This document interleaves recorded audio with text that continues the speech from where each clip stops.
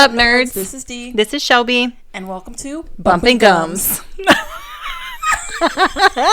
So, Anywho's Bumpin Gums. Welcome to our first episode of Bumpin Gums. Okay, so Bumpin Gums is basically an info dump for nerds. So it appeases autism, and yeah, Deidre and I, not only do we sit around and just talk shit about men and life and romance and jobs and stuff like that, but we also info dump random shit all the time. And we thought, why don't we just do it for the masses? So here we are, info dump time. Info dump time. Mm-hmm. So this month, or actually this week, because this is going to be a weekly thing. It is going to be a weekly thing. This week we're doing the January observances and like things that are happening in January. So whether it's like holidays, heritage months, or different observances that are happening, we're just going to be talking about those things. Yeah, different holidays, different stuff like that that's going on, different things that happened, historical events. I don't know, random facts about fucking fish or mushrooms, because mushrooms are my jam. Wait till you find out. But we're also going to just be talking about random stuff. So basically, we're going to give each other 10 minutes to info dump as much as we want. If you can see, we have our little handy dandy mushroom timer, which is so adorable. It is, and Deidre will have to work it because I have no idea how to use it. But we have this, and this is going to go off when it's time. And I might not have enough information to get through 10 minutes, but that's cool. Whatever I info dump is what I info dump, and you're going to take it. Start. Tink.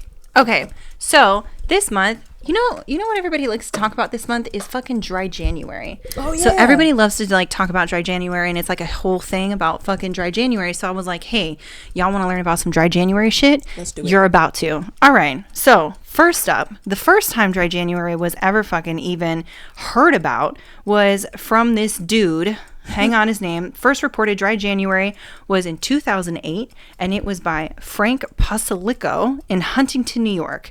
He just decided to do it randomly for weight loss. That was the first time it was heard. Yep, in 2008.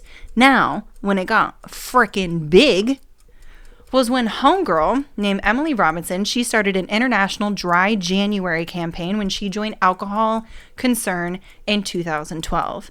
That after giving up alcohol in January of 2011 to prepare for a half marathon, she noticed the benefits, and then people just started asking her a bunch about it.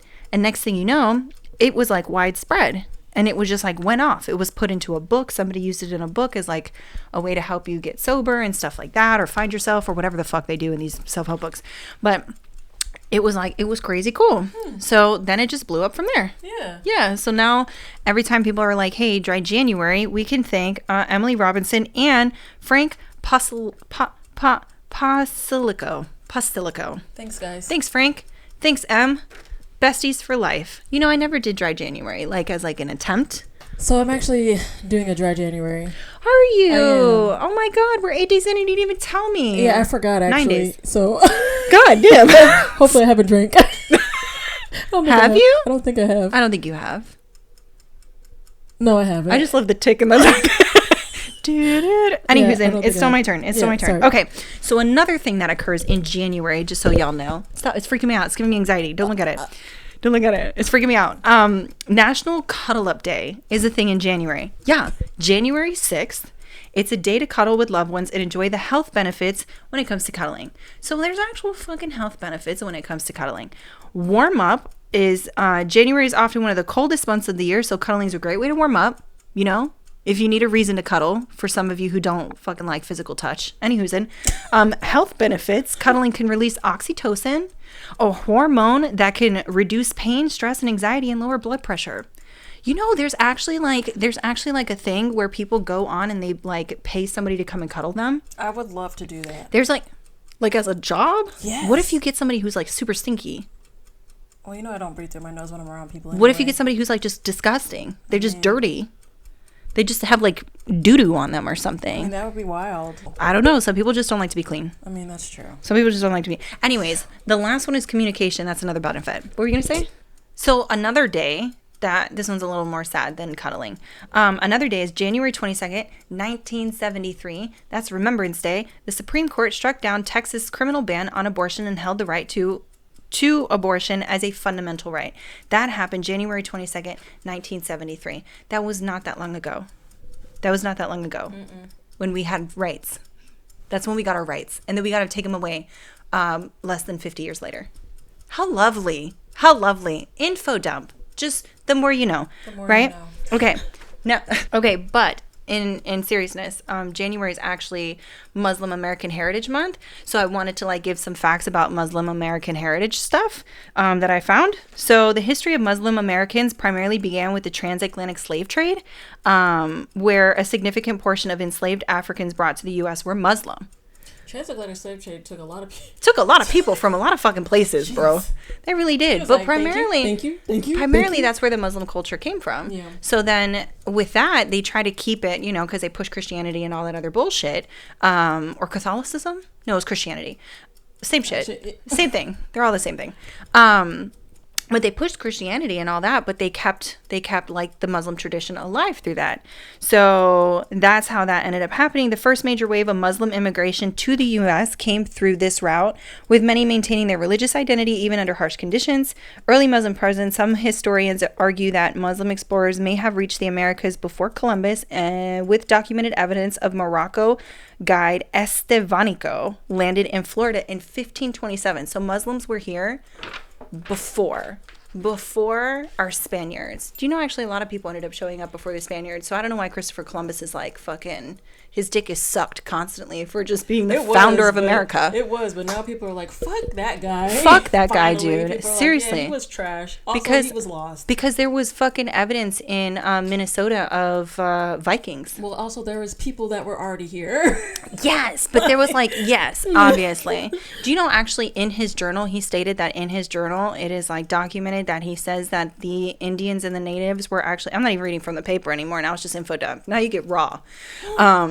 But he actually put in his fucking notebook that the Indians and the Native Americans that were here were so generous and giving. He was mocking them in his notebook about how giving and generous they were. This is why I wish that, a lot of times when people were like, oh, they were so gracious to these people. Yeah. These people came here to just fuck up some shit. Yeah. That they were not so gracious. They weren't they so really fucking, were wanting to be the savages that they tried to make them to be. Yeah. Because these people came over and really just fucked shit up for a lot of people. They really and did. was over here just minding their business, and trying these to be people civil. and they were being so nice and welcoming. So nice and welcoming. So and what welcoming. did they do to repay their graciousness? They gave them smallpox blankets.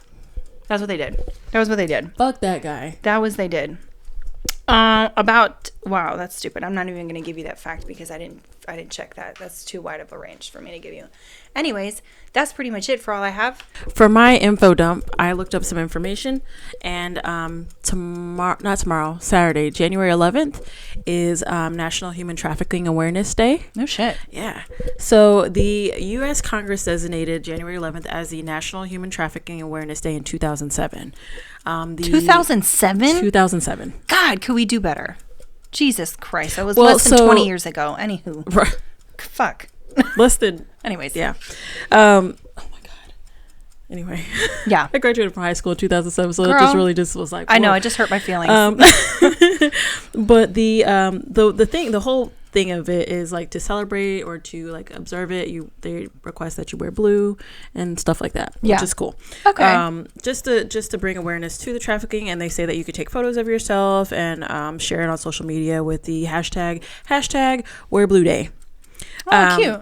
You can learn about the signs of human trafficking, how to report it, and other ways to support the survivors of human trafficking. You can support any anti-trafficking organizations by volunteering, contributing to those organizations. They also have, you can also help with advocating for policy change. So you can engage with different lawmakers and advocacy groups and just different legislation to make sure that those things are getting in place, make sure that they stay in place, because a lot of things that get put into place get revoked. So especially when it comes to women and children, honestly, people are like, oh fuck yeah, kids, fuck women, fuck the women, fuck the children, fuck the women, fuck the children. Keep it moving. Love that for us. So pretty much what human trafficking involves is the exploitation through the use of force, fraud, or coercion, and it can affect anybody. So it can affect women, children, men, everybody. It can affect anybody.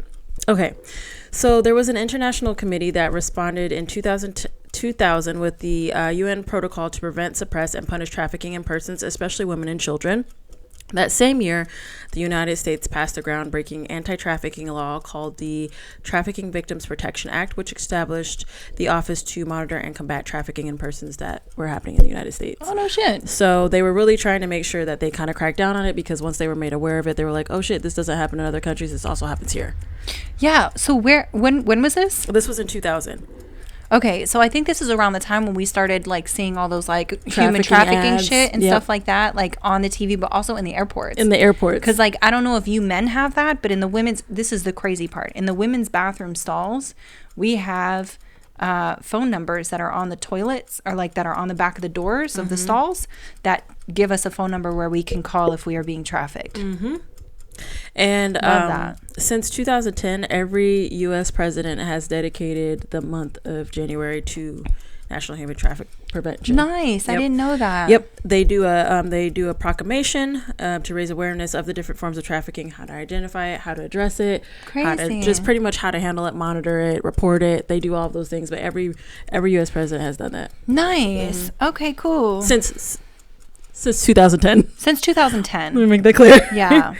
So it's been like not very many, but it's fine. You know, they did their best. They did their best.